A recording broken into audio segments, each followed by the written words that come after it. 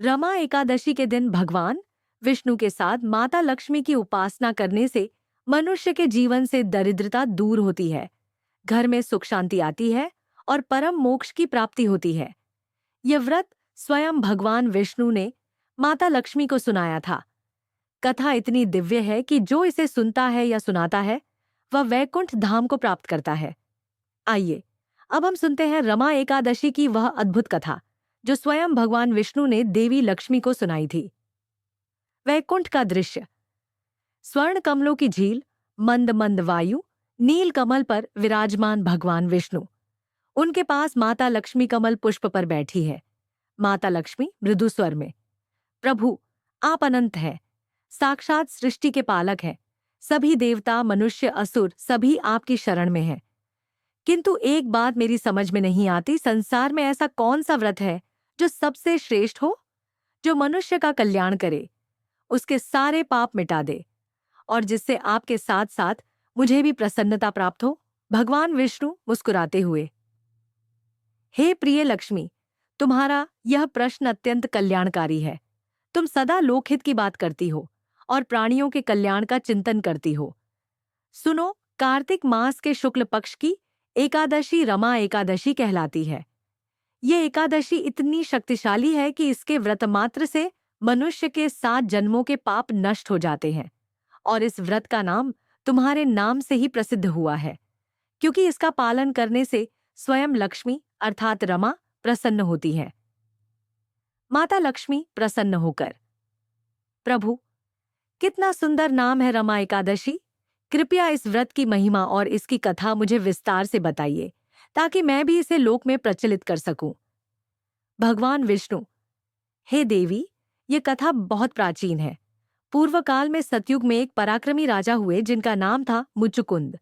उनका राज्य विशाल था, प्रजा सुखी थी और वे सदा धर्म के मार्ग पर चलते थे।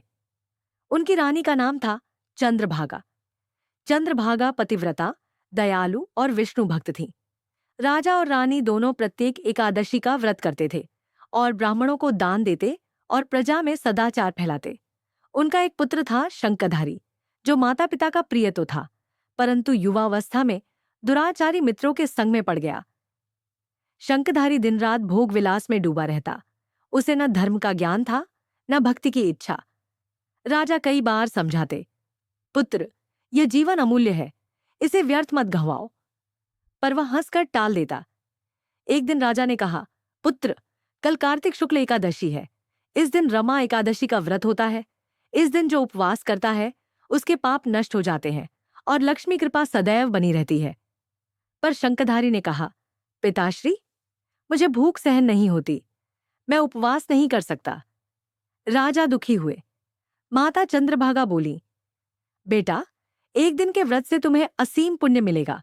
यह एकादशी स्वयं विष्णु कृपा का द्वार है, इसे मत ठुकराओ। मां के आंसू देखकर शंखधारी का हृदय पिघल गया। वह बोला, ठीक है मां, आज मैं व्रत रखूंगा, केवल फल और जल ग्रहण करूंगा। रात्रि का समय था। आकाश में चांद मुस्कुरा रहा था। राजमहल के आंगन में दीपों की रोशनी झिलमिला रही थी। शंखधारी ने स्नान किया, स्वच्छ वस्त्र पहने और भगवान विष्णु की मूर्ति के सामने जाकर प्रणाम किया। उसने कहा, हे प्रभु, मुझे क्षमा करे। आज मैं आपका व्रत रखूंगा और सच्चे मन से आपकी भक्ति करूंगा। रात भर वह भगवान का नाम जपता रहा। कभी वह कीर्तन सुनता, कभी माता पिता के चरणों में बैठा भक्ति भाव से आंसू बहाता। उसे पहली बार यह अनुभव हुआ कि भक्ति में कितना सुकून है। जब शंखधारी रात्रि में भगवान का नाम लेता हुआ सो गया तो उसने एक दिव्य स्वप्न देखा। उसके स्वप्न में 4 तेजस्वी पुरुष स्वर्णिम वस्त्रों में उसके समक्ष खड़े थे। उनके हाथों में शंख, चक्र, गदा और पद्म थे, जो कि भगवान विष्णु के दूत थे। विष्णु दूत बोले, हे शंखधारी, तू धन्य है। आज रमा एकादशी का व्रत तूने किया है। इस व्रत से तेरे सब पाप नष्ट हो गए हैं। जब तेरा शरीर त्याग होगा, हम तुझे स्वयं लेकर वैकुंठ धाम जाएंगे। शंखधारी ने प्रणाम किया और आंसू भरे स्वर में कहा, हे प्रभु के दूतों, क्या इतना छोटा व्रत भी इतना बड़ा फल दे सकता है? विष्णुदूत बोले, हाँ हे पुत्र, रमा एकादशी स्वयं लक्ष्मीप्रद है। इस व्रत से मनुष्य को धन, सौभाग्य और अंत में मोक्ष मिलता है। कुछ दिनों बाद शंखधारी का देहावसान हुआ। विष्णुदूत स्वर्ण रथ लेकर आए। उन्होंने पुष्पों की वर्षा करते हुए कहा, चलो अब वैकुंठ लोक चलो। राजा और रानी यह देखकर अचंभित हुए। स्वयं आकाश से दिव्य स्वर आया, मुचुकुंद, तुम्हारे पुत्र ने रमा एकादशी का व्रत किया, इसलिए वह अब परम धाम को जा रहा है। राजा रानी ने आंसू भरे नेत्रों से पुत्र को विदा किया, परंतु हृदय में संतोष था कि अब उनका पुत्र मोक्ष को प्राप्त हुआ है। माता लक्ष्मी भावविभोर होकर, प्रभु, कितना अद्भुत व्रत है यह, एक दिन के उपवास से इतना महान फल। भगवान विष्णु, हाँ प्रिय, रमा एकादशी का व्रत स्वयं तुम्हारी कृपा से पूर्ण होता है। जो भक्त इस दिन उपवास रखकर मेरी ओर तुम्हारी पूजा करता है, उसके घर में धन की कमी नहीं रहती। वह व्यक्ति 7 जन्मों तक सुखी रहता है और अंत में मेरे धाम को प्राप्त करता है। माता लक्ष्मी, तब मैं वचन देती हूँ, जो भी स्त्री या पुरुष रमा एकादशी का व्रत करेगा, उसके घर में कभी दरिद्रता नहीं आएगी। वह परिवार सदा समृद्ध रहेगा। भगवान विष्णु और जो भक्त इस कथा को श्रद्धा से सुनेगा या दूसरों को सुनाएगा, वह स्वयं वैकुंठ लोक का अधिकारी होगा। वाचक, अब सुनिए रमा एकादशी व्रत की संपूर्ण विधि। दशमी के दिन ही व्रत का संकल्प ले। इस दिन मांस, मद्य, प्याज, लहसुन, चना, मसूर जैसी तामसिक वस्तुओं का सेवन न करे। रात्रि में जल्दी सो जाए, भगवान का नाम लेते हुए। एकादशी के दिन प्रातः ब्रह्म मुहूर्त में उठकर स्नान करें। गंगा, तुलसी या शुद्ध जल से स्नान करने का विधान है। पीले वस्त्र धारण करें। भगवान विष्णु की मूर्ति या चित्र के सामने दीप जलाए। एयुएम नमो भगवते वासुदेवाय या एयुएम श्री लक्ष्म्याय नमः मंत्र का 108 बार जप करें। पंचामृत, दूध, दही, घी, शहद, शुद्ध जल से भगवान का अभिषेक करें। तुलसी दल, पीले पुष्प, कपूर, धूप, दीप, नैवेद्य अर्पित करें। विष्णु सहस्त्र नाम या इरमा एकादशी व्रत कथा का पाठ करें। दिन भर फलाहार करें। जल का अल्प सेवन करें। क्रोध, झूठ, विवाद और नकारात्मक विचारों से दूर रहें। रात्रि जागरण, इस रात भगवान विष्णु का नाम लेते हुए जागरण करें।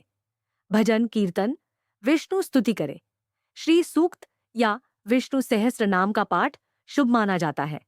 द्वादशी पारण, अगले दिन द्वादशी प्रातः स्नान कर भगवान को भोग लगाए। ब्राह्मण या जरूरतमंद को दान दे। अन्न, वस्त्र, फल, दक्षिणा, फिर स्वयं भोजन ग्रहण करें। ऐसा करने से रमा एकादशी व्रत पूर्ण होता है। वाचक, शास्त्रों में कहा गया है, जो रमा एकादशी का व्रत करता है उसे हजारों अश्वमेध यज्ञों और लाखों तीर्थ स्नानों के समान पुण्य प्राप्त होता है। उसके घर में दरिद्रता, आरण, रोग और कलह नहीं टिकते। उसके परिवार में लक्ष्मी का स्थायी वास होता है। जो व्यक्ति यह कथा सुनता या सुनाता है, उसके पाप समुद्र में नमक की तरह विलीन हो जाते हैं। ये एकादशी उन सभी के लिए है जो जीवन में धन, सुख और मोक्ष तीनों चाहते हैं।